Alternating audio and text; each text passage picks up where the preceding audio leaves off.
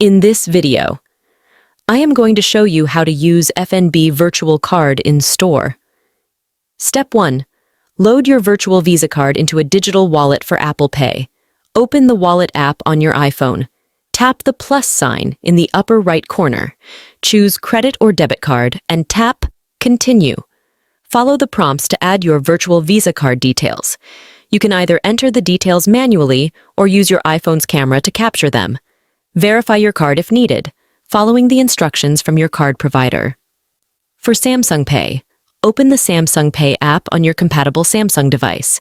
Tap Add and then Add Credit or Debit Card. Use your device's camera to scan your card details or enter them manually. Follow the verification steps provided by your card issuer. Step 2. Use your phone to complete the payment at the store.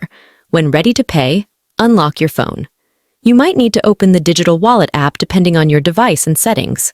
Hold the top of your phone near the contactless reader until you see a check mark or hear a beep, indicating the payment was successful.